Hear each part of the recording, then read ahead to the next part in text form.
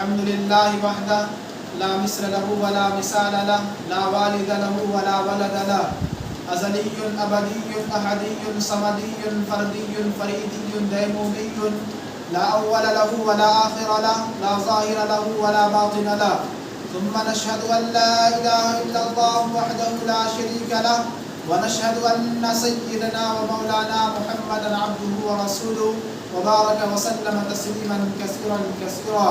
وقال الله تعالى في القرآن المجيد والفرقان الحميد: أعوذ بالله من الشيطان الرجيم بسم الله الرحمن الرحيم لقد كان لكم في رسول الله أسوة حسنة. وقال النبي صلى الله عليه وسلم: لا يؤمن أحدكم حتى أكون أحب إليه من والدي وولدي والناس أجمعين. کتاب فطرت کے سر ورق پر جو نام احمد رقم نہ ہوتا تو نفس ہستی ابھر نہ سکتی، وجود لوح و قلم نہ ہوتا. معزز سامعین کرام، ہر ایک شخصیت کا تعارف پیدائش سے شروع ہوتا ہے اور وفات پہ جا کے ختم ہو جاتا ہے. چاہے کوئی بھی شخصیت ہو، کوئی ڈاکٹر ہے تو ان کی سوانح حیات ان کے پیدائش کے شروع ہونے کے بعد سے اور ان کے وفات تک لکھی جائے گی. ان کے مر جانے کے بعد کتاب زندگی بند ہو جاتی ہے، ان کے سوانح حیات کو بند کر دیا جاتا ہے. صرف ایک میرے آقا کی ذات ہے جن کا تعارف نہ پیدائش سے شروع ہوتا ہے نہ وفات پہ جا کر ختم ہوتا ہے. اس لیے کہ میرے آقا اس وقت پیدا ہوئے تھے جب زمین و زمان نہیں تھا، جب مکین و مکان نہیں تھا. میرے آقا کا تعارف اس وقت سے شروع ہوتا ہے جب سیدنا آدم علیہ السلام بھی اس دنیا میں تشریف نہیں لائے تھے. اس لیے کہ اللہ تبارک و تعالی نے کہا، قرآن کے اندر خود اللہ کہتا ہے وَإِذْ أَخَذَ اللَّهُ مِيثَاقَ النَّبِيِّينَ. اللہ نے عالم اربع کے اندر 2 جلسے منعقد کیے جس طریقے سے آج ہم اور آپ مجلس منعقد کرتے ہیں. اللہ نے عالم اربع کے اندر ایک جلسہ منعقد کیا، سب کو بلایا اور اللہ نے ایک سوال کیا: الست بربکم، اے لوگو کیا میں تمہارا رب نہیں ہوں؟ سب نے بیک زبان ہو کر کہا تھا قالوا بلا، کیوں نہیں، آپ ہی ہمارے رب ہیں. جلسہ ختم. اللہ نے دوسرا جلسہ کیا، صرف نبیوں کو بلایا اور نبیوں کو بلا کر کے اللہ نے ایک وعدہ لیا، ایک میثاق لیا. اللہ کہتا ہے وَإِذْ أَخَذَ اللَّهُ مِيثَاقَ النَّبِيِّينَ کہ ہم نے اس جلسے میں نبیوں کو بلا کر کے یہ وعدہ لیا: اے نبیوں، آج تم سے ایک وعدہ لینا ہے کہ جب میرا آئے گا، جب میرا آخری نبی محمد رسول اللہ اس دنیا میں آئے گا.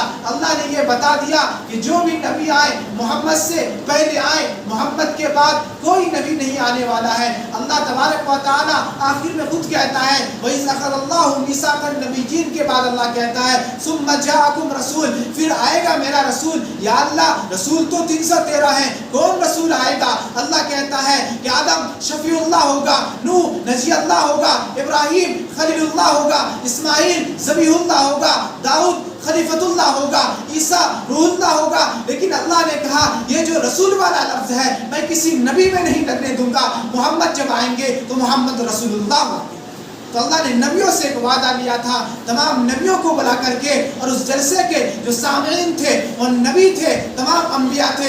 اللہ نے وعدہ لیا کہ تم تمام کو نبوت میں اس وقت دوں گا جب میرا محبوب آ جائے گا. ان پر ایمان لانا ہے، ان کی نبوت کی تصدیق کرنی ہے. صرف اللہ نے یہ نہیں کہا بلکہ یہ بھی کہا کہ تمہیں ان کی مدد بھی کرنی ضروری ہے. اس لیے ہر ایک شخصیت کا تعارف پیدائش سے شروع ہوتا ہے، وفات پہ جا کے ختم ہو جاتا ہے. صرف ایک میرے آقا کی ذات ہے جن کا تعارف نہ پیدائش سے شروع ہوتا ہے نہ وفات پہ جا کر ختم ہوتا ہے.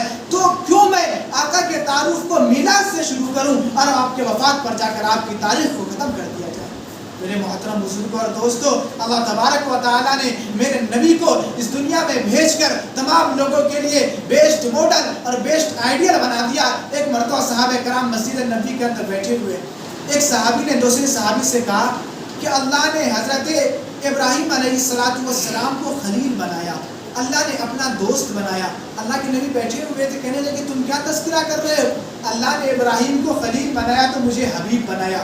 دوست میں فرق ہوا کرتا ہے.